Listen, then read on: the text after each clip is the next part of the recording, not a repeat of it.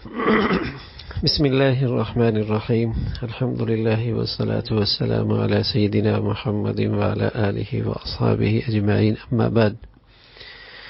ہماری سعادت کے ہمیں اللہ رب العزت نے پیارے رسول صلی اللہ علیہ وسلم کی سیرت کے تذکرے اور سننے کی توفیق نصیب فرمائی. اللہ اس کی بدولت ہمیں اپنے پیارے حبیب صلی اللہ علیہ وسلم کی سچی محبت، عظمت، کامل اتباع نصیب فرما دے.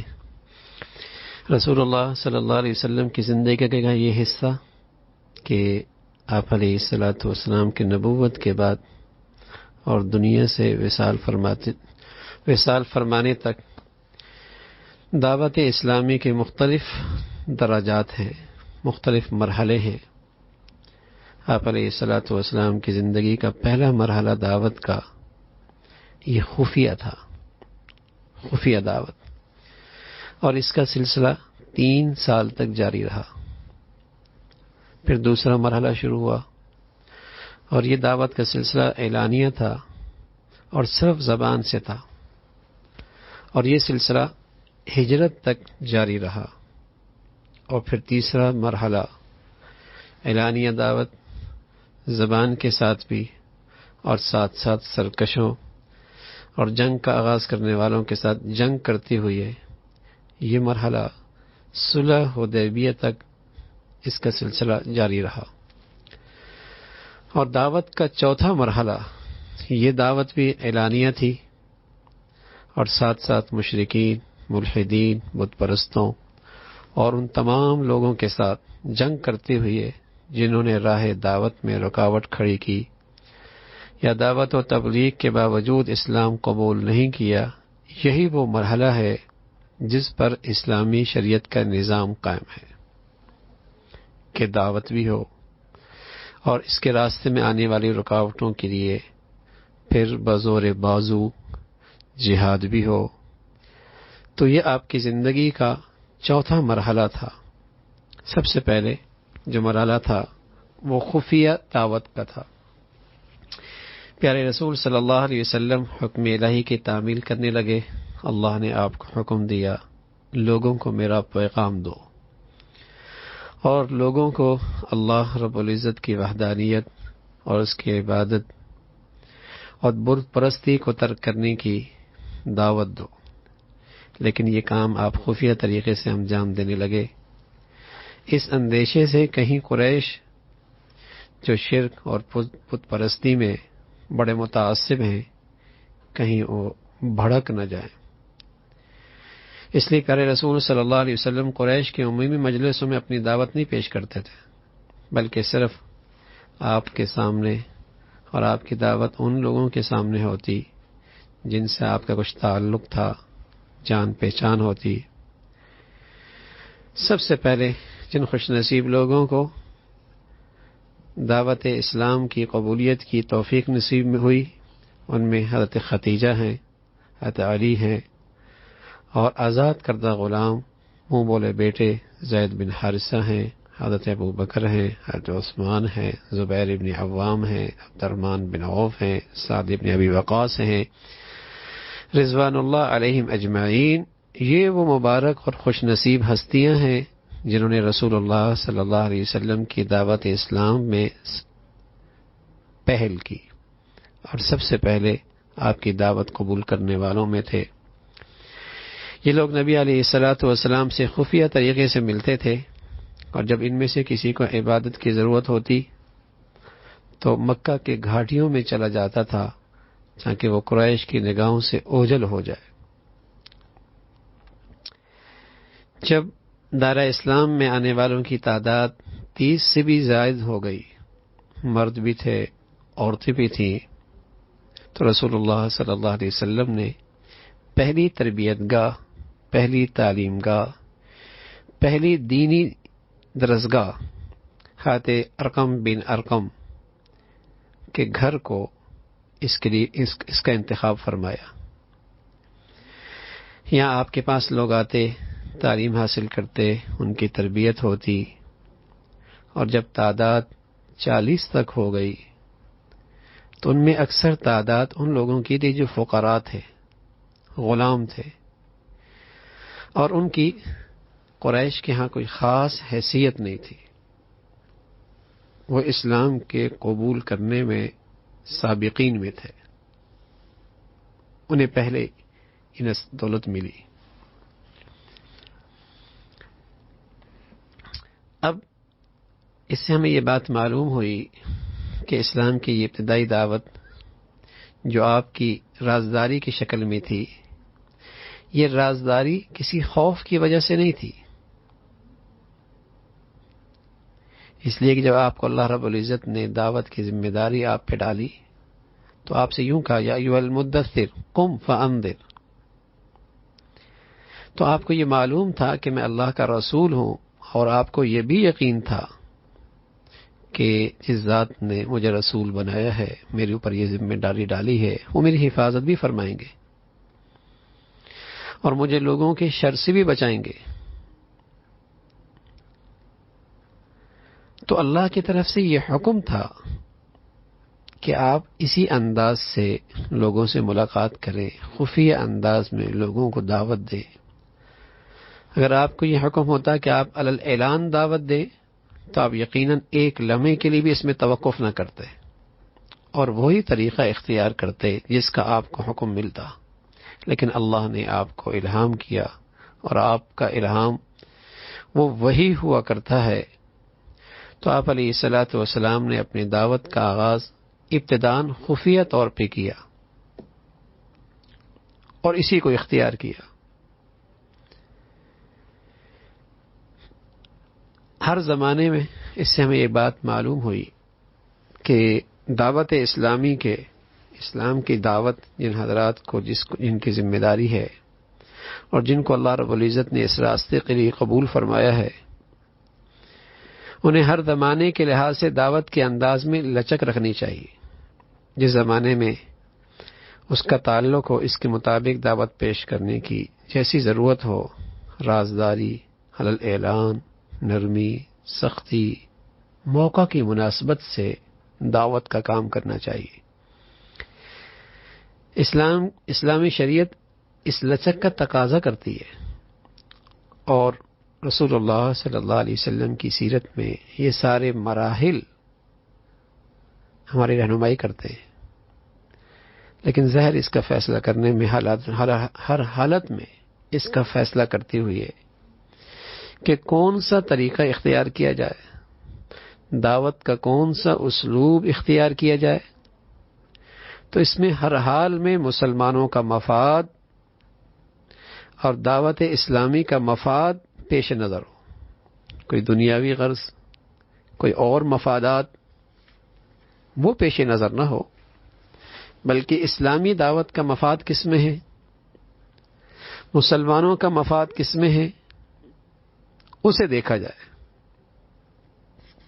اور اسے سامنے رکھ کر دعوت کا حکیمانہ اسلوب اختیار کرنا چاہیے۔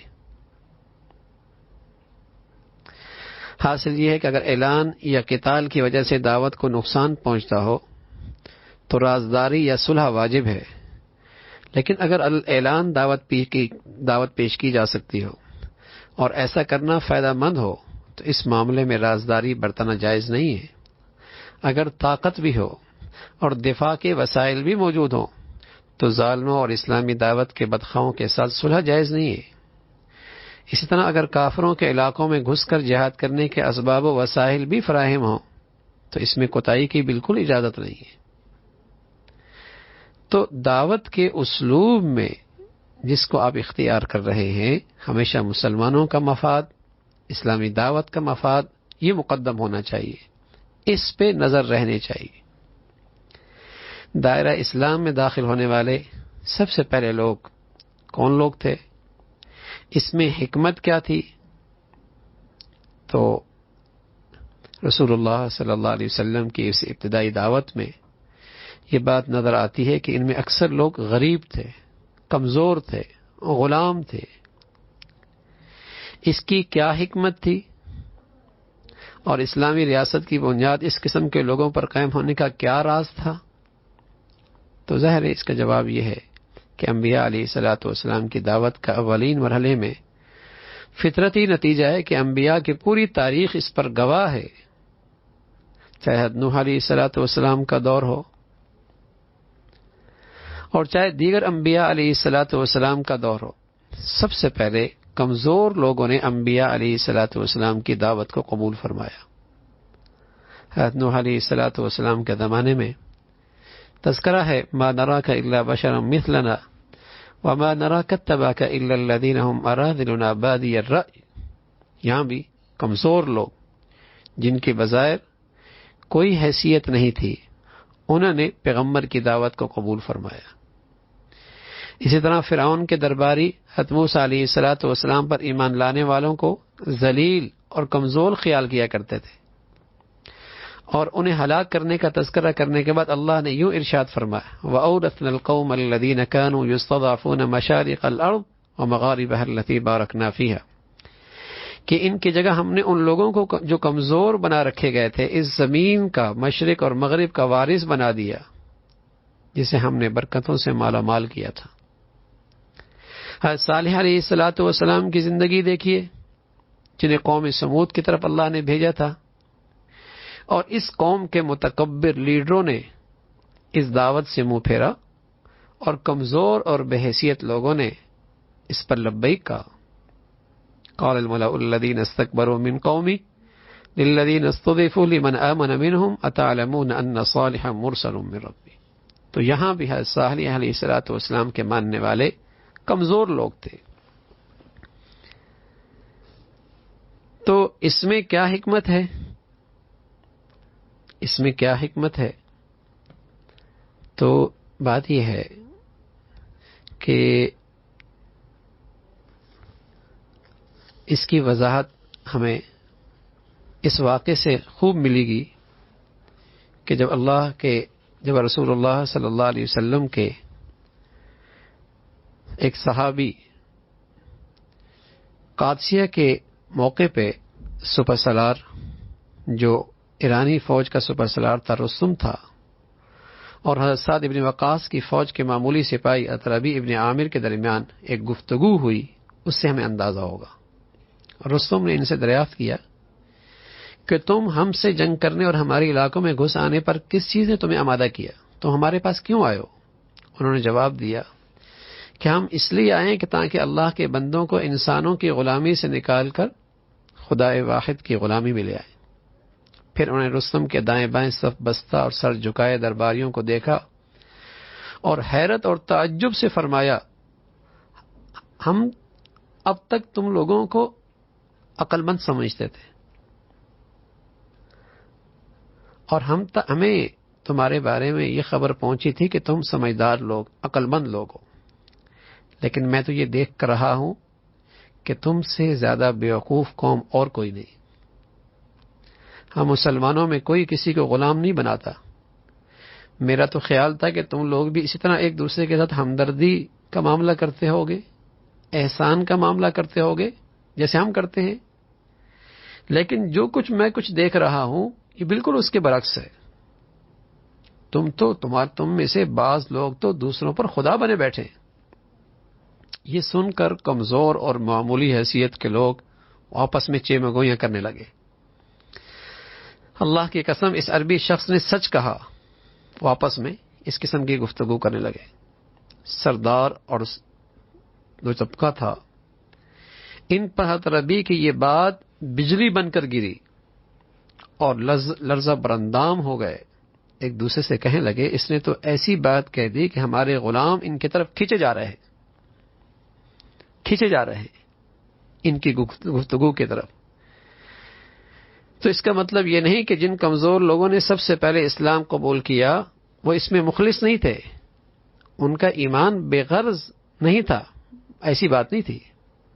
بات یہ تھی کہ کمزور لوگ متکبروں کے ظلم کا شکار تھے، اور اسلام کی جو دعوت تھی اور اسلام کی دعوت کے اندر ان کی آزادی تھی۔ جو دنیا میں خدا بنے بیٹھتے ہیں، متکبر بنے بیٹھتے ہیں، ان سے نجات کی اسلام میں دعوت ہے۔ اسلامی دعوت کے اندر یہ پیغام موجود تھا۔ تو اس لیے کمزور لوگ سب سے پہلے پیغمبروں کی دعوت کو قبول فرماتے ہیں اور انہیں اس کی توفیق نصیب ہوتی ہے۔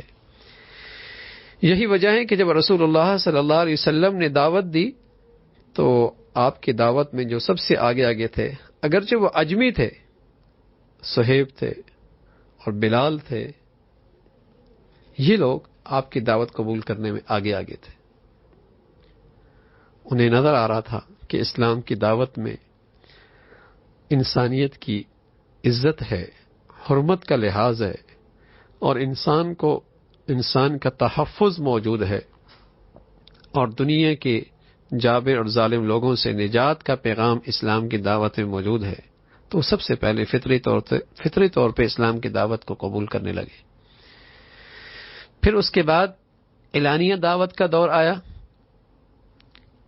جب اسلام کی آواز مکہ کی فضا میں گونجنے لگی اور جگہ جگہ اس کا تذکرہ ہونے لگا، تو اللہ رب العزت نے اپنے رسول کو حکم دیا کہ ہم نے جس دعوت کا آپ کو امین بنایا ہے، اب اس کا برملا اظہار کریں، اس کا اعلان کریں، اور حکم دیا فاصدع بما تؤمر واعرض عن المشرکین۔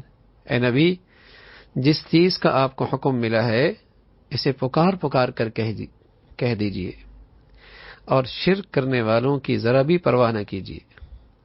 وَأَنذِرْ عَشِيرَتَكَ الْأَقْرَبِينَ وَاخْفِضْ جَنَاحَكَ لِمَنِ اتَّبَعَكَ مِنَ الْمُؤْمِنِينَ۔ اپنے قریب ترین رشتہ داروں کو ڈراؤ، ایمان لانے والوں میں سے جو لوگ آپ کی پیروی اختیار کریں، ان کے ساتھ تواضع سے پیش آئیں۔ اللہ کے رسول صلی اللہ علیہ وسلم نے اپنے رب کے حکم پر عمل کیا۔ آپ کوہ صفا پہ چڑھ گئے اور بلند آواز سے صدا لگائی، اور آپ کے ہاتھ میں ایک کپڑا تھا، اسے ہلایا۔ اے بنی فہر، اے بنی عدی، یہ سب لوگ پہاڑ کے دامن میں اکٹھے ہو گئے، اور جو نہ پہنچ سکا اس نے اپنا نمائندہ بھیج دیا۔ جب سارے لوگ اکٹھے ہو گئے تو پیارے رسول صلی اللہ علیہ وسلم نے ان سے خطاب کیا اور ارشاد فرمایا، تمہارا کیا خیال ہے اگر میں تمہیں یہ اطلاع دوں کہ اس پہاڑ کے دامن میں ایک لشکر کھڑا ہے جو تم پر حملہ آور ہونا چاہتا ہے، کیا تم میری بات کو مان لو گے؟ انہوں نے جواب دیا، ہم نے آپ کو کبھی جھوٹ بولتا ہوا نہیں پایا، آپ امین ہیں، آپ صادق ہیں۔ رسول اللہ صلی اللہ علیہ وسلم نے فرمایا، سنو پھر میں تم کو ایک سخت عذاب سے ڈراتا ہوں جو بالکل تمہارے سامنے ہے، یعنی جس زندگی کا نقشہ تمہارے پاس ہے، مجھے خطرہ ہے کہ اس زندگی کے پیچھے اللہ کا سخت عذاب آنے والا ہے۔ اس مجمع کے اندر ابو لہب بھی تھا۔ اس نے کہا، تم نے ہمارا سارا دن برباد کر دیا، کیا تم نے ہمیں صرف اس لیے بلایا تھا؟ اس پر سورہ لہب نازل ہوئی، تبت یدا ابی لہب وتب، ٹوٹ گئے ابو لہب کے ہاتھ اور وہ نامراد ہو گیا۔ پھر رسول اللہ صلی اللہ علیہ وسلم کوہ صفا سے اترے اور آپ نے رشتہ داروں میں تبلیغ کی، اور اللہ کا جو حکم تھا اس کے لیے آپ نے اپنے سارے رشتہ داروں کو اکٹھا کیا اور ان سے خطاب کیا، اے بنی کعب، تم اپنے آپ کو جہنم سے بچاؤ، اے بنی مرہ تم اپنے آپ کو جہنم سے بچاؤ، اے بنی عبد شمس تم اپنے آپ کو جہنم سے بچاؤ، اے بنی عبد مناف تم اپنے آپ کو جہنم سے بچاؤ، اے بنی عبد المطلب تم اپنے آپ کو جہنم سے بچاؤ، اے فاطمہ اپنے آپ کو جہنم سے بچا، میں اللہ کے بارگاہ میں تم لوگوں کو کچھ بھی فائدہ نہ پہنچا سکوں گا، البتہ میری تم سے جو رشتہ داریاں ہیں میں ان کا پاس اور لحاظ رکھوں گا۔ رسول اللہ صلی اللہ علیہ وسلم نے کہا کہ یہ اعلانی دعوت، اس کا جو قریش کی طرف سے رد عمل تھا وہ یہ تھا کہ انہوں نے منہ پھیر لیا اور آپ کی دعوت سے انہوں نے آنکھیں بند کر لی، اور وہ یہ کہنے لگے کہ اس دین کو ہم نہیں چھوڑ سکتے جو ہمیں اپنے آباء و اجداد سے ملا ہے۔ رسول اللہ صلی اللہ علیہ وسلم نے انہیں متنبہ کیا کہ تم اندھی تقلید اپنے آباء و اجداد کی کیوں کر رہے ہو؟ جن معبودوں کے سامنے تم سر جھکا رہے ہو وہ تو نہ تمہیں فائدہ پہنچا سکتے ہیں نہ تمہیں نقصان پہنچا سکتے ہیں، لیکن ان کا یہ کہنا تھا کہ ہم نے اپنے آباء و اجداد کو یہ سب کرتے ہوئے دیکھا ہے، ہم انہی کی روایت پہ چلیں گے۔ تو رسول اللہ صلی اللہ علیہ وسلم نے ان کے معبودوں کی مذمت کی اور انہیں کم عقل ٹھہرایا۔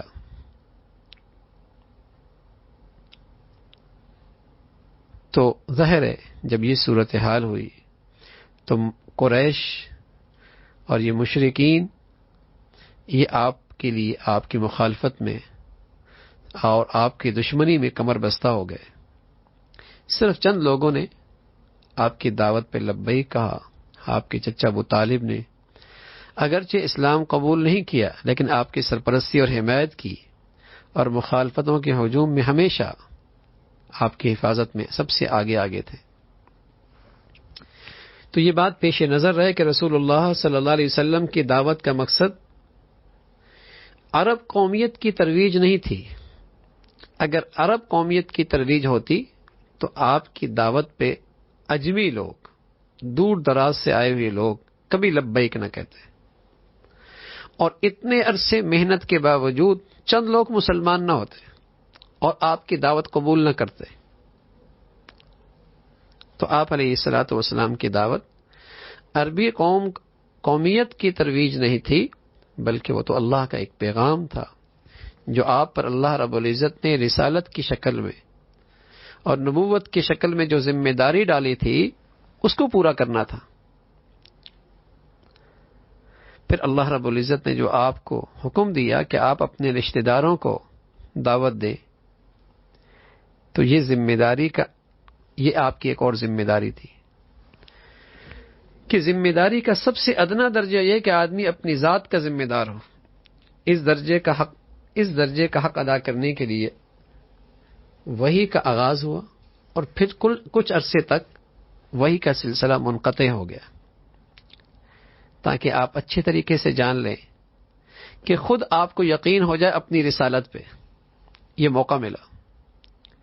دوسرا درجہ یہ کہ مسلمان اپنے اہل و عیال اور رشتہ داروں کا ذمہ دار ہو،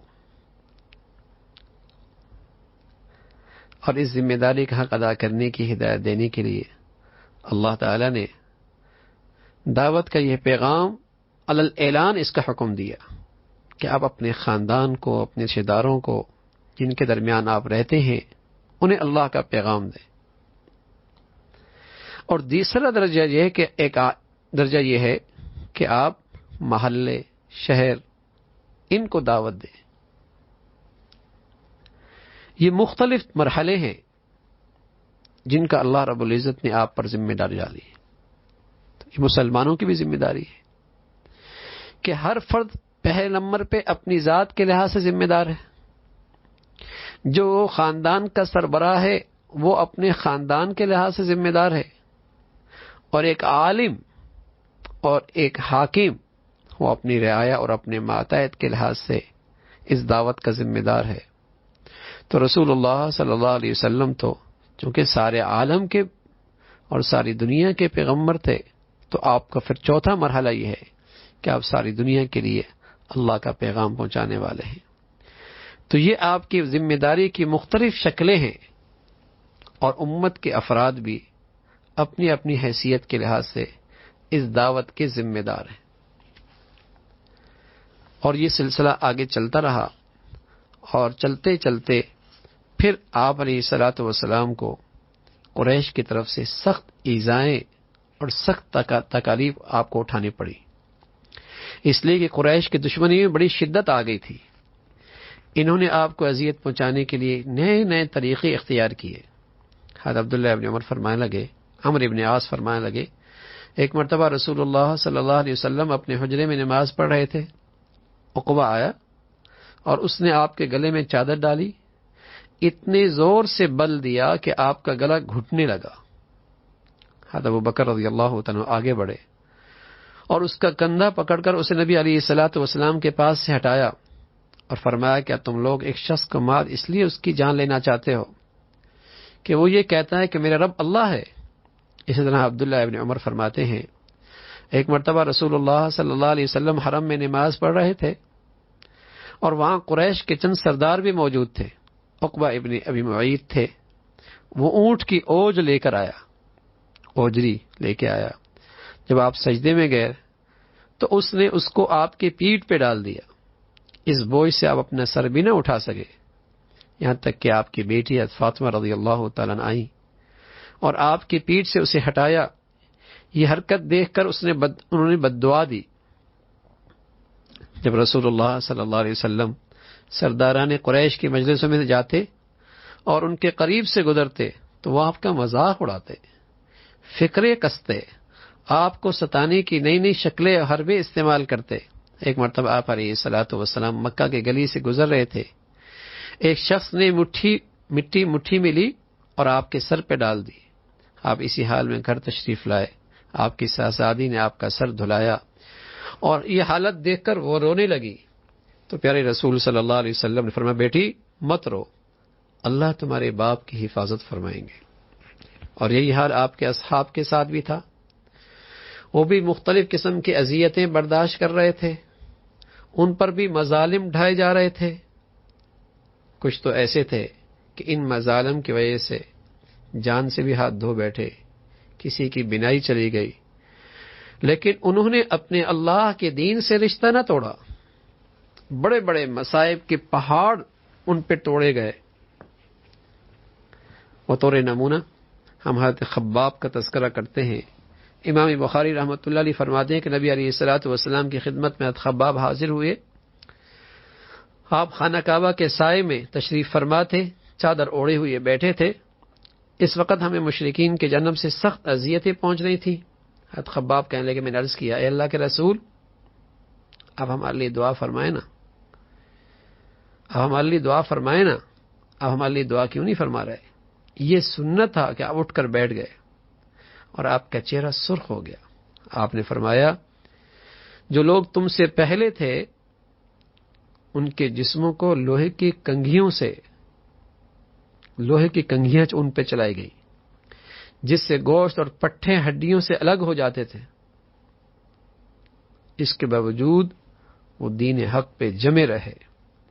اس کام کو اللہ نے یقیناً پورا کر کے رکھنا ہے، یہاں تک کہ ایک سوار صنعاء سے، ایک علاقے کا نام ہے، حضر موت تک سفر کرے گا اور اسے اللہ کے سوا کسی کا خوف نہیں ہوگا۔ ایک وقت آئے گا جب اسلام کا جھنڈا دنیا میں لہرائے گا اور ایسا امن دنیا کو ملے گا کہ اتنا طویل سفر کرتے ہوئے اسے کسی کا خوف نہیں ہوگا، کسی کا ڈر نہیں ہوگا، جان مال عزت آبرو سب کچھ محفوظ ہو جائے گی اور یہ سب اسلام کے جھنڈے تلے ہوگا۔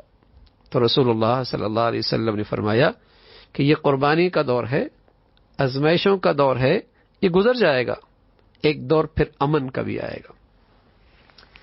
تو حضور علیہ الصلوۃ والسلام اور صحابہ نے اس قدر اذیتیں برداشت کی، اس کی کیا حکمت تھی؟ غور کرنا چاہیے، اس لیے کہ یہ خیال آتا ہے کہ نبی علیہ الصلوۃ والسلام اور آپ کے جانثار سب حق پر تھے، پھر اتنی بڑی آزمائش کیوں اور یہ مصائب کے پہاڑ کیوں؟ اللہ نے کیوں نہیں انہیں بچایا؟ حالانکہ وہ دین حق کے علم بردار تھے اور دین حق کے داعی تھے اور خود رسول اللہ صلی اللہ علیہ وسلم بھی ان میں موجود تھے۔ اس کا جواب یہی ہے کہ اس دنیا میں انسان کی پہلی صفت یہ ہے کہ وہ مکلف ہے، یعنی اللہ رب العزت نے وہ بار اٹھانے کا مطالبہ کیا ہے جس میں مشقت اور پریشانی ہے۔ مکلف کا مطلب یہی ہے کہ اللہ رب العزت نے اس سے وہ بار اٹھانے کا مطالبہ کیا ہے جس میں مجاہدہ ہے، جس میں مشقت اور پریشانی ہے۔ اس دنیا میں اللہ کے بندوں کا فرض بنتا ہے کہ وہ دو کام انجام دیں، مکلف آدمی دو کام انجام دیں، ایک یہ کہ اسلام کو مضبوطی سے تھامیں اور صحیح اسلامی معاشرہ قائم کریں، اور دوسرا یہ کہ اس کے لیے مشقت برداشت کریں، خطرات سے کھیلیں، جان و مال کی بازی لگا دیں۔ یہ ذمہ داری اللہ نے اپنے بندوں پہ ڈالی ہے اور اللہ رب العزت نے ہمیں اس بات کا ذمہ دار بنایا ہے کہ تمہیں ان آزمائش کی گھاٹیوں سے گزرنا ہوگا اور تم نے ایک اسلامی معاشرہ قائم کرنا ہوگا۔ اگر اللہ چاہتا تو اسلامی معاشرے کے قیام کا راستہ بہت آسان اور ہموار کر سکتے تھے، لیکن ظاہر ہے اس صورت میں سچے اور کھوٹے کا پتہ نہ لگتا. خالص ایمان اور نفاق کے درمیان فرق نہ ہوتا. تو اللہ رب العزت نے ان آزمائش کی گھاٹیوں سے گزار کر کھرے ایمان کھرے ایمان کا جسے کہیں کہ اس کو اللہ رب العزت نے اور واضح کیا اور اس کا یوں ذکر فرمایا احسب الناس ان یترکوا ان یقولوا آمنا وهم لا یفتنون وَلَقَدْ فَتَنَّ الَّذِينَ مِنْ قَبْلِهِمْ فَلَيَعْلَمَنَّ اللَّهُ الَّذِينَ صَدَقُوا وَلَيَعْلَمَنَّ الْكَاذِبِينَ. کیا لوگوں نے یہ سمجھ رکھا ہے کہ بس اتنا کہنے پہ وہ چھوڑ دیے جائیں گے کہ ہم ایمان لے آئے؟ ان کو آزمایا نہیں جائے گا، آزمایا جائے گا. آزمائش آئے گی، مصائب آئیں گے، رائے خدا میں مجاہدہ کرنے پڑیں گے تاکہ یہ پتہ چل جائے کہ سچے کون ہیں، جھوٹے کون ہیں. ام حسبتم ان تدخلوا الجنہ وَلَمَّا يَعْلَمِ اللَّهُ الَّذِينَ جَاهَدُوا مِنْكُمْ وَيَعْلَمَ الصَّابِرِينَ. کیا تم نے یہ سمجھ رکھا ہے کہ یوں ہی جنت میں چلے جاؤ گے؟ حالانکہ ابھی تو اللہ نے یہ تو دیکھا ہی نہیں کہ تم میں کون وہ لوگ ہیں جو اس راہ میں جانیں لڑانے والے ہیں اور کون ہیں جو اس کی خاطر صبر کرنے والے ہیں. تو یہ اللہ کی اپنے بندوں کے معاملے میں سنت ہے، تم اس میں کوئی تبدیلی نہ پاؤ گے. اللہ کے نیک بندے ہمیشہ اس راستے سے گزرے ہیں اور اس کا یہ معاملہ انبیاء علیہ الصلاۃ والسلام برگزیدہ بندوں کے ساتھ بھی رہا ہے. اس راہ میں اللہ کے رسول صلی اللہ علیہ وسلم کو اذیت پہنچائی گئی، آپ سے پہلے انبیاء علیہ الصلاۃ والسلام ستائے گئے، رسول اللہ صلی اللہ علیہ وسلم کے اصحاب کو اس راستے میں تکلیفیں اٹھانی پڑی، یہاں تک کہ بعد ایسے کہ ان تکلیفوں کی تاب نہ لا کر دنیا سے چل بسے. بعضوں کی بینائی ختم ہو گئی. ان لوگوں کے بارے میں اللہ کی سنت یہی رہی ہے، باوجود ہے کہ ان حضرات کا اللہ کا بہت بڑا مرتبہ تھا، اللہ کا ان کا بہت بڑا مقام تھا. تو اس سے یہ واضح ہوتا ہے کہ مسلمان اسلامی معاشرے کے قیام کی راہ میں جو تکلیفیں اٹھاتا ہے وہ حقیقت میں رکاوٹیں یا بندشیں نہیں ہیں، بندش نہیں ہے، بلکہ جیسا کہ بعض لوگ گمان کرتے ہیں، بلکہ اس راستے میں جس پر چلنے کا اللہ نے مسلمانوں کو حکم دیا، پیش آنے والی یہ لازمی چیزیں، اس راہ میں یہ چیزیں آئیں گی، اور مسلمان اس راستے میں جس قدر تکلیفیں اٹھائے گا اور جس قدر جان کی بازی لگائے گا اسی قدر منظر مقصود کے قریب ہوتا چلا جائے گا. اس لیے مسلمان کو اگر کوئی تکلیف پہنچے یا وہ کسی آزمائش میں مبتلا ہو تو اسے مایوسی کا شکار نہیں ہونا چاہیے، بلکہ اس دین کا مزاج ہی یہی ہے. جب بھی مسلمان یہ محسوس کرے کہ اللہ کے کلمہ بلند کرنے کی کوشش میں ان کو تکلیفوں اور مصائب میں اضافہ ہو رہا ہے تو وہ اسے وہ فتح اور نصرت کی بشارت سمجھے، اسے وہ فتح اور نصرت کی بشارت سمجھے.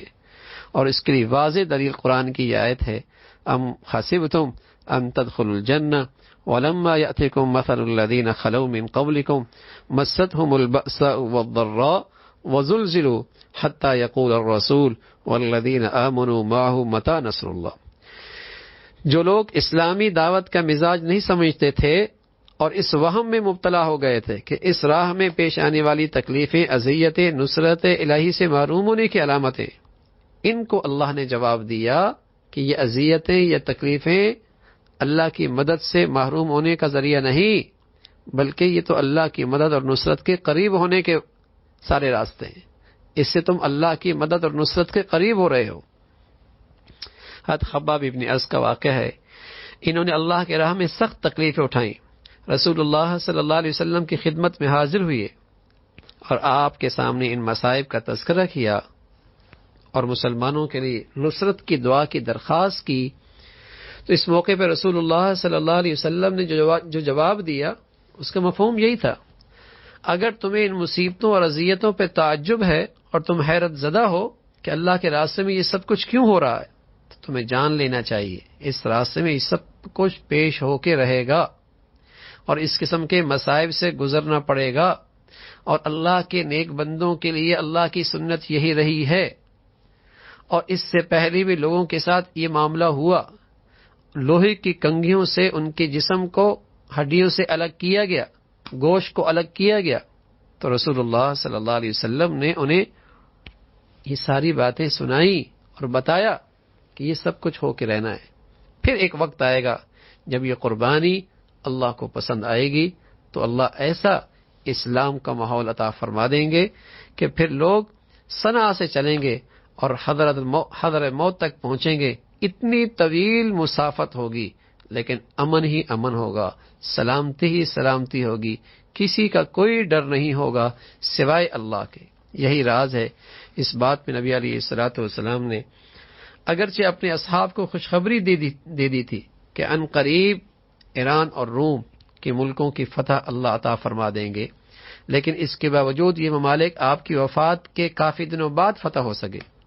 اللہ کی بارگاہ میں آپ کی فضیلت اور آپ کی محبت کا تقاضا تھا یہ کہ یہ ممالک آپ کی زندگی ہی میں اور آپ کی قیادت ہی میں اور آپ کی نگرانی ہی کے اندر فتح ہو جاتے، اور تاریخ میں ان کی فتح آپ کے کسی لیکن کیا ہوا؟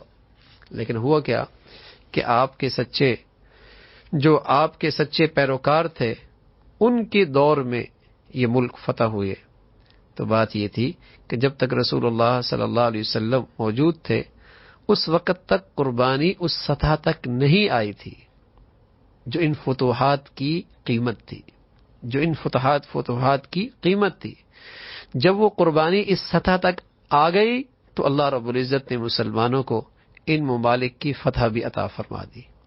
تو کامیابی پانے کے لیے پوری قیمت چکانا لازم ہے. کامیابی اور فتح کے لیے پوری قیمت چکانا لازم ہے، ورنہ کامیابی نہیں مل سکتی. اور یہ مسلمانوں کے لیے اللہ رب العزت نے تو پہلے ہی فیصلہ کر رکھا ہے. ان اللہ اشتری من المؤمنین انفسهم واموالهم بان لهم الجنہ یقاتلون فی سبیل اللہ فیقتلون ویقتلون. حقیقت یہ کہ اللہ نے مومنوں سے ان کی جان اور ان کے مال جنت کے بدلے میں خرید لیے ہیں. جنت کے بدلے میں خرید لی ہے کہ مسلمان اسلامی معاشرے کے قائم کرنے میں اپنا مال بھی لگاتا ہے اور اپنی جان بھی قربانی کرتا ہے اور اپنی اس ذمہ داری کو ہر حال میں پورا کرتا ہے، ہر حال میں پوری کرتا ہے. اور اس راستے میں آنے والی تکالیف اور یہ مصائب یہ اللہ کی ناراضگی کی علامت نہیں بلکہ اس کی منزل کے قریب ہونے کا ایک ذریعہ ہے، اللہ کی مدد اور نصرت کے قریب ہونے کا یہ ذریعہ ہے. تو یہ ایک آپ کی زندگی کا مرحلہ تھا. اور پھر اس کے بعد جب آپ علیہ الصلوۃ والسلام نے اعلانیہ دعوت دی تو کفار نے اور مشرکین نے آپ سے مصالحت کی کوشش کی.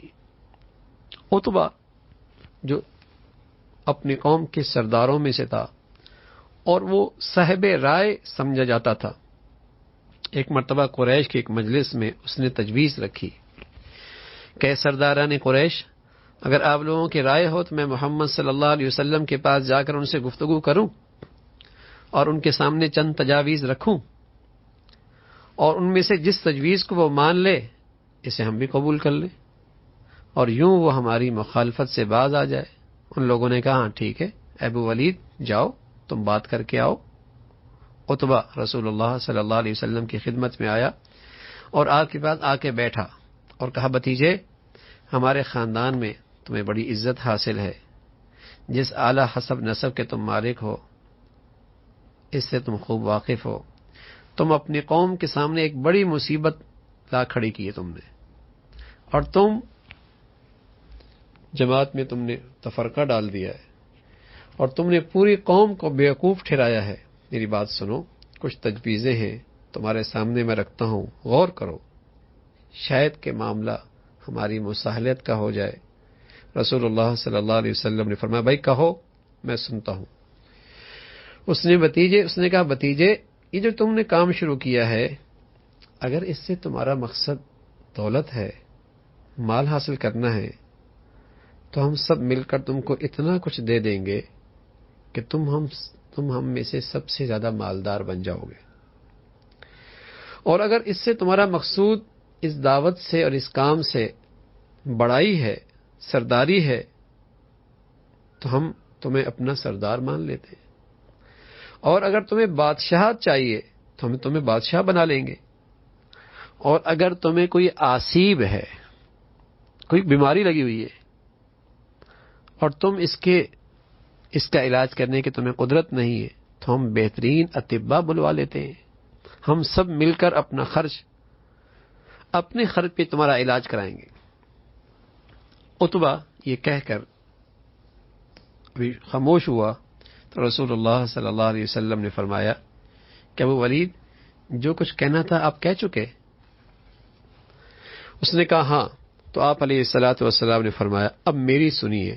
پھر آپ نے حامیم سجدہ کی آیت تلاوت فرمائی، حامیم تنزیل من الرحمن الرحیم کتاب فصلت آیات قرآن عربیا لقوم یعلمون بشیرا ونذیرا فأعرض اکثرهم فهم لا يسمعون وقالوا قلوبنا في أكنة مما تدعونا إليه، یہ آیت پڑھی۔ اور پھر رسول اللہ صلی اللہ علیہ وسلم نے فرمایا فَإِنْ أَعْرَضُوا فَقُلْ أَنذَرْتُكُمْ صَاعِقَةً مِثْلَ صَاعِقَةِ عَادٍ وَثَمُودَ، اگر یہ لوگ منہ موڑتے ہیں تو ان سے کہہ دو کہ میں تم کو اس طرح سے اچانک عذاب سے ڈراتا ہوں جیسا عاد اور سمود پر نازل ہوا تھا۔ جب اللہ کے نبی صلی اللہ علیہ وسلم نے یہ کہا اور اللہ کا کلام پڑھ کے سنایا تو اس نے آپ علیہ الصلوۃ والسلام کے منہ پہ ہاتھ رکھ دیا اور رشتہ داری کا واسطہ دے کر کہنے لگا ایسی بات نہ کہو، ایسی بات نہ کہو، اس لیے کہ اس آیت میں دھمکی امیز مضمون تھا۔ اس پر خوف طاری ہو گیا، وہ ڈر گیا اور عتبہ اٹھ کر اپنے ساتھیوں کے پاس چلا گیا۔ جب ان کے پاس پہنچا تو عتبہ نے کہا، وہ سب عتبہ کا انتظار کر رہے تھے، کہنے لگے ابو ولید کیا خبر لائے ہو؟ اس نے کہا میں نے ایسا کلام سنا ہے کہ ایسا کلام میں نے پہلے کبھی نہیں سنا، خدا کی قسم نہ تو وہ شعر ہے نہ تو وہ سحر ہے نہ کہانت ہے۔ اے اہل قریش میری بات مانو، میری بات مانو، اس شخص کو اس کے حال پہ چھوڑ دو۔ اللہ کی قسم جو وہ کلام میں سن کے آیا ہوں وہ رنگ ضرور لائے گا، وہ ضرور اپنا رنگ لائے گا۔ فرض کرو اگر عرب اس پہ غالب آ گئے تو تمہیں اس کے خلاف ہاتھ اٹھانے کی ضرورت نہیں اور دوسرے لوگ اس سے نمٹ لیں گے۔ اگر عرب پر وہ غالب آ گیا اور اس کی بادشاہی تو تمہاری بادشاہی ہے، اس کی عزت تمہاری عزت ہوگی۔ یہ عتبہ متاثر ہو کے گیا۔ یہ سنتے ہی سرداران قریش بول اٹھے ابو ولید اس کا زبان کا جادو تجھ پہ بھی چل گیا، اس کے زبان کا جادو تجھ پہ بھی چل گیا۔ عتبہ نے کہا میری تو رائے تھی جو میں نے بتا دی، اب تمہاری مرضی ہے، جو مرضی کر لو، جو تمہارے جی میں آئے وہ تم کر لو۔ مشرکین کا ایک اور وفد ولید بن مغیرہ، عاص بن وائل رسول اللہ صلی اللہ علیہ وسلم کے پاس آیا اور پیشکش کی کہ اگر وہ چاہیں تو وہ لوگ اتنا مال دے دیں کہ سب سے زیادہ مالدار آپ ہو جائیں، اگر آپ شادی حسین جمیل عورت سے کرنا چاہیں وہ بھی اس کے لیے تیار ہیں، لیکن بس اس پہ راضی ہو جائیں کہ آپ ان کے معبودوں کو برا بھلا مت کہیں اور ان کے رسم و رواج پہ تنقید مت کریں۔ آپ علیہ الصلوۃ والسلام نے جب ان کی یہ پیشکش ٹھکرا دی اور فرمایا وہ مسلسل اللہ کے اس پیغام کی دعوت دیتے رہیں گے جو اللہ نے ان پر ذمہ داری ڈالی ہے، تو انہوں نے ایک تجویز رکھی اور کہنے لگے ایسا کرتے ہیں ایک دن ہمارے معبودوں کی عبادت کرو، ہم ایک دن تمہارے معبودوں کی عبادت کریں گے، تمہارے معبود کی عبادت کریں گے۔ تو آپ علیہ الصلوۃ والسلام نے اسے بھی قبول نہیں فرمایا اور سورہ کافرون نازل ہوئی، قل یا ایھا الکافرون لا اعبد ما تعبدون ولا انتم عابدون ما اعبد ولا انا عابد ما عبدتم ولا انتم عابدون ما اعبد لکم دینکم ولی دین، کہنے کہہ دو اے کافرو میں ان کی عبادت نہیں کرتا جن کی تم عبادت کرتے ہو اور نہ تم اس کی عبادت کرنے والے ہو جس کی عبادت کرتا ہوں میں، اور نہ میں ان کی عبادت کرنے والا ہوں جس کی تم نے عبادت کی، اور نہ تم اس کی عبادت کرنے والے ہو جس کی عبادت میں کرتا ہوں۔ تمہارے لیے تمہارا دین ہے، میرے لیے میرا دین۔ یعنی کفر کرتے ہوئے، شرک کرتے ہوئے تمہیں توحید نہیں مل سکتی اور توحید کے اندر شرک کی کوئی گنجائش نہیں ہے۔ تم اپنا تمہارا دین تمہارا، میرا دین میرا۔ سردار قریش نے ایک بار پھر ویسی کوشش کی. عتبہ بن ربیعہ جو کر چکا تھا، ایک وفد کی شکل میں رسول اللہ صلی اللہ علیہ وسلم کو یہ پیشکش کی سردار بننے کی. تو مختلف وفود انہوں نے مصالحت کے لیے بھیجے اور آپ علیہ الصلاۃ والسلام کو آپ کے سامنے کبھی دولت پیش کی، کبھی بادشاہت پیش کی، کبھی سرداری پیش کی، کبھی حسن پیش کیا، لیکن آپ علیہ الصلاۃ والسلام نے اس کا انکار کیا. تو یہ رسول اللہ صلی اللہ علیہ وسلم کی مصالحت کی کوشش، ان حضرات کی مصالحت کی کوشش تھی. تو ہر بار اللہ کے نبی صلی اللہ علیہ وسلم نے اس کا انکار کیا. ایک مرتبہ ایک وفد آیا اور انہوں نے بہت سارے مطالبے رکھے. تو حضور علیہ الصلاۃ والسلام نے فرمایا کہ میں یہ سب نہیں کروں گا اور نہ میں اپنے رب سے یہ کرنے کی درخواست کروں گا. یعنی انہوں نے اس انداز میں پیش کیا کہ آپ ایسا کریں کہ آپ اگر ہماری تجویز ہے اور وہ تجویز یہ ہے کہ ہمارا ملک، اس کے اطراف میں پہاڑ ہیں، یہ پہاڑ تھوڑا پیچھے ہٹ جائیں، خشک سالی ہے، یہاں کوئی نہریں جاری ہو جائیں، جیسے شام اور عراق کے اندر دریا بہ رہے ہیں، یہاں بھی کچھ دریا ہو جائیں اور کچھ یہاں سبزہ ہو جائے، باغات ہو جائیں، اور آپ کے پاس بھی کوئی باغات اور سونے چاندی کے خزانے ہوں. آپ اپنے اللہ سے یہ مانگیں. اگر اللہ نے آپ کو دے دیا اور جو ہمارے لوگ مر چکے ہیں انہیں آپ اپنے اللہ سے کہہ دیں کہ انہیں زندہ کر دے. تو یہ مطالبے سن کر رسول اللہ صلی اللہ علیہ وسلم نے فرمایا میں یہ سب نہیں کروں گا اور نہ میں اپنے رب سے یہ کرنے کی درخواست کروں گا. جب ان لوگوں نے ایک طویل بحث کی تو کہنے لگے ہم سب پتہ ہے آپ کو یہ ساری باتیں یمامہ کا ایک شخص جس کا نام رحمان ہے وہ سکھاتا ہے. اللہ کی قسم ہم رحمان پر کبھی ایمان نہ لائیں گے. اے محمد ہم تمہیں معذور سمجھتے ہیں. ساتھ ہی ان لوگوں نے یہ دھمکی بھی دی اللہ کی قسم ہم تم کو اور تمہاری ان کارروائیوں پر جو تم ہمارے درمیان کر رہے ہو یوں ہی نہیں چھوڑیں گے یہاں تک کہ یا ہم تمہیں ختم کر دیں گے یا تم ہمیں ختم کر دو گے. یہ کہتے ہوئے وہ لوگ اٹھ کے چلے گئے. یعنی انہوں نے دھمکی بھی دی، مفادات بھی پیش کیے، سرداری بھی پیش کی اور دھمکی کا رویہ بھی اختیار کیا. لیکن رسول اللہ صلی اللہ علیہ وسلم اللہ کی طرف سے آئی ہوئی اس پیغام کے لیے ہمیشہ کھڑے رہے. تو آپ علیہ الصلاۃ والسلام نے ان کی اس مصالحت کی ان تمام کوششوں کا انکار کیا. اس کی کیا حکمتیں تھیں، اس میں کیا مصلحت تھی، انشاءاللہ اس کا